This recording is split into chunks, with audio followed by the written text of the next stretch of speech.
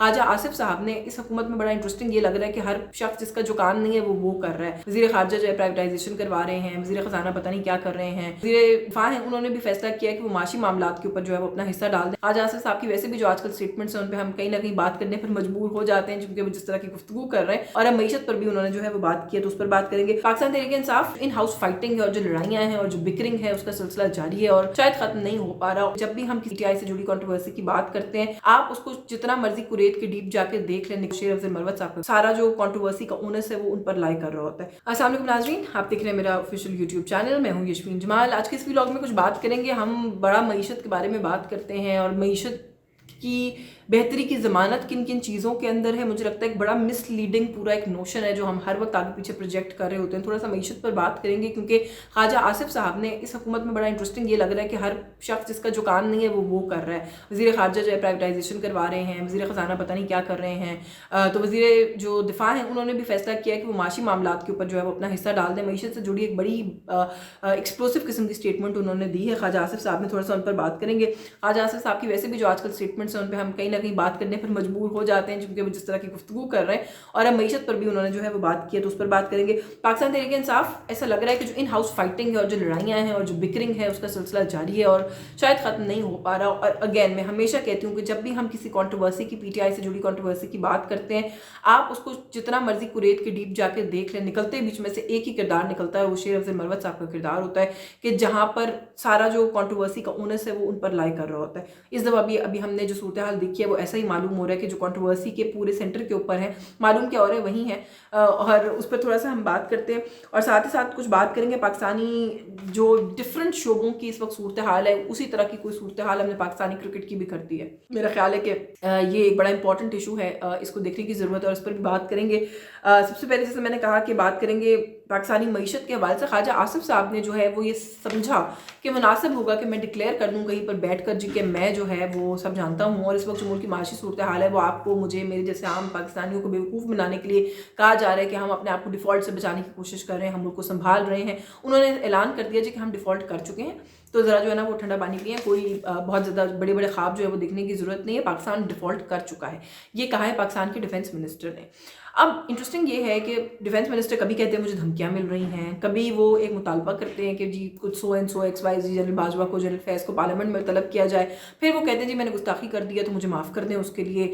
वो बहुत तरह तरह की स्टेटमेंट्स दे रहे हैं। वो सियासत से रिटायरमेंट का ऐलान भी कबल अज़ वक्त कर चुके हैं, हालांकि अभी पूरा 5 साल का टेन्योर अपेरेंटली पड़ा हुआ है उनके सामने। कोई पार्टी में उनसे पूछने वाला नहीं है, कोई उनको बुला के ये नहीं पूछता कि आपको किसने बताया कि आप डिफॉल्ट कर गए, या अगर आप डिफॉल्ट कर गए तो आप कौन है इस चीज़ को अनाउंस करने वाले। ये चीज़ें जो आप कहते हैं वो इंटरनेशनल प्रेस भी उठाता है। आप कुछ सोच समझ कर गुफ्तगू क्यों नहीं करते। हम ये देखते हैं कि वो उनका जहाँ दिल चाह रहा है, अच्छा 2-3 लोग हैं, मियाँ जावेद लतीफ़ साहब हैं, जो दिल चाहता है जहाँ दिल चाहता है जाके कह देते हैं। फिर एक तो ख्वाजा आसिफ साहब का मामला। अच्छा आजकल शुराना सनाउल्लाह साहब ने भी यही लीग ज्वाइन की हुई है। वो कहते हैं जी कि जो वज़ीर दाखिला वाखिला 1-2 हमने वजारतें लगाई हैं वो बड़ा अच्छा किया, क्योंकि ये लोग जहाँ से आए हैं अगर हम वहाँ इनकार करेंगे तो फिर हमारी हुकूमत कैसे चलेगी। ये अपॉइंटमेंट्स हमारी हुकूमत की कंटिन्यूटी की ज़मानत है। तो ये कुछ बातें हैं जिनके ऊपर मैं बड़ी हैरान हूँ कि नून लीग की लीडरशिप क्या इनके अंदर कंप्लिसिट है। क्या ये किसी नून लीग के अंदर जो 2 कैंप्स की हम बात करते हैं, मियाँ साहब के कैंप को रिप्रेजेंट करने वाली आवाज़ें हैं और ये जान जान कर ये बात कर रही हैं, और with the go ahead of Nawaz Sharif साहब ये गुफ्तगू जो है वो की जा रही है। क्योंकि अगर नहीं की जा रही तो फिर ये कैसे हो सकता है कि मुल्क का डिफेंस मिनिस्टर ये कह दे कि हम डिफ़ॉल्ट कर गए, उन्हें पूछने वाला कोई ना हो, कई बासपुरस हुई है, हमने कोई इस तरह की कोई खबर नहीं देखी। But having said that, petrol महंगा हो गया है, मजीद गैस बिजली मजीद महंगी होगी। ये उन्हीं लोगों की हुकूमत है जिनकी चीफ मिनिस्टर पंजाब मरियम नवाज शरीफ साहिबा जलसों में और रैलियों में खड़े होकर कहती थी कि IMF प्रोग्राम को हमने एक हवा बना लिया है, IMF की शराइत पूरी की जा सकती हैं अगर अवाम का दिल में दर्द हो। ये उनका एग्जैक्ट जुमला है कि अगर दिल में अवाम का दर्द हो तो IMF की शराइत पूरी की जा सकती हैं, बिजली गैस पेट्रोल महंगा किए बगैर भी। तो आज आपके पास हुकूमत है, आप फिर उसी डगर पे चल रही हैं, और अभी तो IMF प्रोग्राम की निगोसिएशंस का मुश्किल से आगाज़ भी नहीं हुआ, प्री कंडीशंस मीट करने के लिए आप लोग ये सब कुछ कर रहे हैं। तो आवाम का दर्द चला गया है दिल से, या कोई नया तरह का दर्द है जो इंट्रोड्यूस हो गया है, या इस वक्त अब यकीनन आपके पास बड़ी अच्छी एक्सप्लेनेशन होगी कि बहुत और तरह की सूरत हाल है। लेकिन जो मेरा मेजर इख्तलाफ है इस पूरी सिचुएशन से वो ये है कि आपने अवाम को इस मुल्क के बेवकूफ़ समझ रखा है सबने मिलकर, कि हम जब भी सुनते हैं ऐसा लगता है कि ये बात प्रोजेक्ट की जाती है हुकूमतों की तरफ से कि इस मुल्क की माशी जो मुश्किलात हैं उनसे रेस्क्यू का एक ही मैकेनिज्म है और वो है IMF प्रोग्राम। IMF प्रोग्राम का बेसिकली मतलब ये है कि हम मजीद कर्ज ले रहे हैं अपने आप को अफलोट रखने के लिए, लेकिन हमने मुल्क की मईशत की कामयाबी और माशी पॉलिसीज़ की कामयाबी का पूरा ओनस IMF पे ऐसे प्लेस किया है कि हमने इस मुल्क के अवाम को ये बावर कराने की कोशिश करना शुरू कर दी है कि IMF प्रोग्राम आएगा तो सब अच्छा है, मईशत ठीक हो गई है। तो मईशत इस तरीके से ठीक नहीं होती। IMF प्रोग्राम आने से कुछ वक्ती स्टेबिलिटी, स्टॉक एक्सचेंज की स्टेबिलिटी, कुछ इस तरह के मामला जो है वो स्टेबल हो जाते हैं, इसके अंदर कोई शक नहीं है। थोड़ा सा एक्सचेंज रेट थोड़ी कुछ अरसे के लिए ठहर जाता है, लेकिन उससे ज़्यादा IMF प्रोग्राम जो है वो किसी भी मुल्क की माशी बेहतरी और ग्रोथ की ज़मानत तो किसी सूरत नहीं हो सकता। अच्छा, शहबाज शरीफ साहब भी जब गुफ्तगू करते हैं, जहाँ पर गुफ्तगू करते हैं, वो अपनी गुफ्तगू के दौरान हमेशा ये कहते हैं जी जहाँ देखें तबाही तबाही है, मुल्क बर्बाद हो गया जी, मईशत का बेड़ा गर्क हो गया। मैं बड़ा हैरान होती हूँ कि वो ये बात करते हुए भूल जाते हैं कि इमरान खान साहब की हुकूमत 3 दिन पहले तो गई नहीं है, या अभी फरवरी में तो गई नहीं है, कि उससे पहले इमरान खान रूल कर रहे थे और तबाही तबाही फैला के वो चले गए हैं। 2 साल बीच में आपने हुकूमत की है सर, आप क्या कर रहे थे? बहुत सारी चीज़ें ऐसी होती हैं मईशत की, जब हम बात करते हैं कि जहाँ पर बहुत सारा पॉलिसी होमवर्क करना पड़ता है, पॉलिसीज़ बनानी पड़ती हैं, रिफॉर्म्स पे काम करना पड़ता है। वो 2 साल आपने काश उन रिफॉर्म्स की इस्तेमाल करने के लिए इस्तेमाल कर लिए होते, आपने प्राइवेटाइजेशन पॉलिसी मुरतब करने के लिए इस्तेमाल कर लिए होते, आपने किसी किस्म की कोई पॉलिसी मेकिंग कर ली होती, तो आज जब आप वापस आए थे तो आज आप इम्प्लीमेंटेशन के स्टेज पे होते। लेकिन आपकी रामकथा तो वहीं से शुरू हो रही है जी कि अभी हमारे जो हालात है वो, आपके डिफेंस मिनिस्टर कहते हैं हम डिफॉल्ट कर चुके हैं, आप कहते हैं हम डिफॉल्ट करने वाले हैं, आपकी बाकी सारी काबीना कहती है IMF आ जाएगा, सब कुछ ठीक हो जाएगा, आप भी IMF से बात शुरू करते हैं, IMF पे ख़त्म करते हैं। प्लान क्या है आपके पास भी सर और आपकी टीम के पास भी? खास तौर पे जो प्राइवेटाइजेशन वाला मामला है जी, बड़ी संजीदगी हमने देखा जी कि वो आप लोगों ने पहले भी कही थी, केयर टेकर सेटअप में फिर भी इसके अंदर काम किया गया फवाद साहब की लीडरशिप के अंदर, लेकिन आप लोगों ने 16 महीने मजाल है कि किसी भी चीज़ के ऊपर काम किया हो, सिवाय इसके कि हमें एक वो लंबी लंबी प्रेस कॉन्फ्रेंसेज याद है कि जी वो कैमरे लग गए और 12-12, 14-14 लोग हर जमात के आपके साथ बैठे हुए और आप बस उन्हीं की आवभगत में मसरूफ रहे। कौन सी ऐसी मजबूरी थी जिसने आपको रोका कि आप इस मुल्क के अंदर मईशत की बेहतरी के लिए कोई इकदाम नहीं कर सके? और अब आपके डिफेंस मिनिस्टर आते हैं और वो आके फरमाते हैं जी कि हम तो डिफ़ॉल्ट करने वाले हैं। बट एनीवे, जब हम बात करते हैं कि जहाँ इधर उधर डिफ़ॉल्ट्स होते फिर रहे हैं, वहीं पे क्रिकेट के अंदर भी कुछ इसी तरह की सूरत हाल है। एक तो ये कि बाबर आजम साहब जो है उनको कप्तानी पर वापस ले आया गया है 2 फॉर्मेट्स के अंदर। अब उनका हटाया जाना, मेरा ख्याल है कि जिन्होंने हटाया था उन्हें थोड़ा सा सोचने का मकाम है कि उन्होंने क्या ज़्यादती की थी। मैंने उस वक्त भी वीलॉग किया था, उस वक्त भी कहा था कि कोई बाबर आजम साहब के साथ किसी किस्म का कोई लव लॉस नहीं है, पर वो जो गेम खेल रहे हैं, जिस तरीके से उन्होंने टीम को यूनाइट किया, जब तक टीम के अंदर ये साजिशें इंट्रोड्यूस नहीं की गई बाबर आजम साहब की लीडरशिप के अंदर, the team was performing very well. Babar बहुत अच्छा लीड कर रहे थे, बाबर टीम के अंदर बड़ा उनका एक कंट्रीब्यूशन था। वो उस तरह के भी कैप्टन नहीं थे कि जो बस पीछे बैठे हैं और बस ठीक है काम चल रहा है, वो खुद भी मेजर कंट्रीब्यूटर थे जब हम बात करते हैं मैचेस के अंदर और डिफरेंट टूर्नामेंट्स के अंदर। बड़ी उनकी ज़बरदस्त परफॉर्मेंस थी। अच्छा, कभी कोई 1-2 मैचेस की बुनियाद के ऊपर और इंटरनल पॉलिटिक्स की बुनियाद के ऊपर जब हम लीडरशिप को इस तरीके से हिलाते हैं और चेंज करते हैं और एक गलत तरीके से जर्क रिएक्शन देते हैं और हटा देते हैं, तो फिर उसके नतीजे हमारे सामने होते हैं, जिस वक्त हमारी क्रिकेट टीम का हाल है। अच्छा, वो मामला तो जो खैर हुआ उसको अब अनडू किया गया। मैं भी और बहुत सारे हमारे साथी और भी कह रहे थे कि ये इनको वापस लाना पड़ेगा बाबर आजम साहब को, और आज वो हो गया है। वापस लाना पड़े बाबर आजम साहब को, खुश आइंद है। मैं तो इसको अप्रिशिएट ही करूँगी। पहले भी मैंने कहा था कि ये इस जो बैलेंस को जो क्रिएट हो रहा है, जिसके अंदर कुछ फॉरेन या एक्सटर्नल एलिमेंट्स की वजह से एक हम देख रहे हैं कि वो ठहराव जो था वो ख़त्म हो गया है, उसको मत छेड़ें।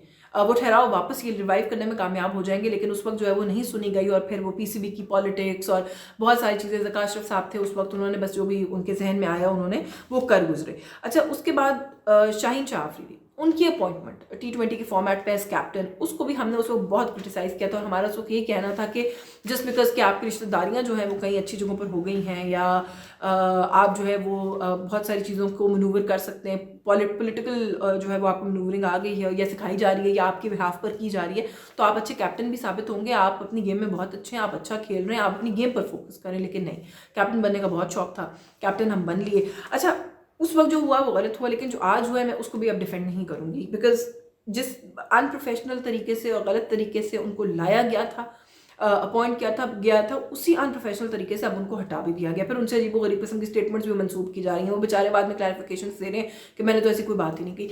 मैं अब समझना ये चाहती हूँ कि एक इंपॉर्टेंट प्लेयर को पहले कैप्टन लगा के हटाना और लोगों को लेकर आना, फिर उनको हटाना, उनको वापस लेकर आना। एक ऐसे प्लेयर को जो अच्छी बॉलिंग, अच्छी परफॉर्मेंस दे रहे थे, लेकिन जब उनको कैप्टन लगाया गया उससे पहले कुछ स्पेल्स उनके ऐसे थे कि मैंने उस वक्त भी कहा था कि बैड परफॉर्मेंस को रिवॉर्ड किया गया है, उस वक्त उनको लेकर आना और अब इस वक्त उनको हटा देना। टीम की आपस में अब क्या इक्वेशन रहेगी? जब तक वो पहले ही मैं पॉलिटिक्स की बात करी और अब तो ये हो गया जी कि अच्छा मुझे हटा के तुम्हें लगाया, तुम्हें हटा के मुझे लगाया, अब तो वो एक बड़ा ही, मैं तो I honestly really want to understand कि इस वक्त जो है वो चेंजिंग रूम्स के अंदर क्या माहौल होगा, क्या फ्रिक्शन और टेंशन होगी, उस टीम की आपस में क्या इक्वेशन होगी। वो पहले ही जो कुछ खेल रहे थे हमारे सामने, मजीद क्या खेलेंगे? आई डोंट नो। आई थिंक कि ये जो बहुत सारी हैट्स पहननी होती है ना हमारे इदारों के सरबराहान ने, वो भी जो है वो कभी कभी बहुत बड़ा मसला बनकर सामने आ सकती हैं। But I don't know what else to say on this. मैं आखिर में बस थोड़ा सा ब्रीफली पाकिस्तान तहरीक इंसाफ का जो माजरा है, उनके आपस की जो लड़ाइयाँ और फड्डे हैं जो चौक में वो लड़ते हैं आखिर, वो नहीं खत्म हो रही।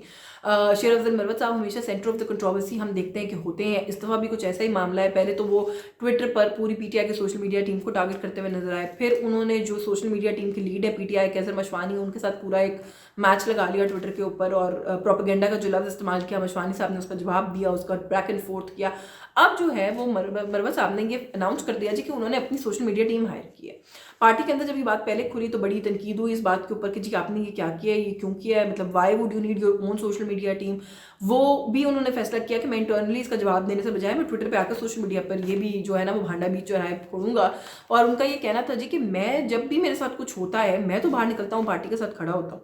मेरे साथ जब कोई कुछ होता है तो ये सोशल मीडिया टीम जो सो कॉल्ड है ये तो नहीं आती मेरे दिफा के लिए, तो मैं क्यों ना बनाऊँ। उन्होंने पूरा मैकेनिज्म बताया है कि जी मैंने कैसे एप्लीकेंट्स लिए, मैंने उन एप्लीकेंट्स को किस तरीके से जो है वो वेट किया, फिर मैंने उसमें से किन लोगों को चूज़ किया, किस बिहाफ पर चूज़ किया। वो कहते हैं जी मेरी अपनी सोशल मीडिया टीम है और वो उन्होंने कहा जी मेरे साथ जो जो कुछ यहाँ पर पार्टी के अंदर होता रहा मैंने सब नोट किया, मैं वक्त आने पर एक एक चीज़ का हिसाब पूरा करूँगा। तो I am honestly at a loss of words कि एक पार्टी जो कि ऑलरेडी इस किस्म की रिफ्ट वाली और टेंशन वाली सिचुएशन से गुजर रही है मुल्क के अंदर, वो उनकी एक बड़ी लीडिंग फिगर जो कि हर जगह पे उनको मीडिया पे रिप्रेजेंट भी करते हुए हमें नजर आते हैं, उनका उठना और उठकर इस तरह की गुफ्तगू करना और फिर ये कहना कि मैं देख लूंगा, मैं आपको छोड़ूंगा नहीं। I really don't understand where all of this is going. ये मेरा आज का वीलॉग था। जो मेरे पास मरवत साहब के मामले को लेकर खबर है वो यही है कि मरवत साहब जो हैं वो शायद पैगाम रसानी का ही काम कर रहे हैं, जिसकी वजह से अभी तक इमरान खान साहब की तरफ से भी उनकी इंपॉर्टेंस खत्म नहीं हो रही और वो जो कुछ भी कहते हैं ये कहना चाहते हैं he gets away with it. Party के लोगों की जो इख्तलाफात हैं उससे भी उनकी जो स्टेचर है पार्टी के अंदर उस पर कोई फ़र्क नहीं पड़ रहा।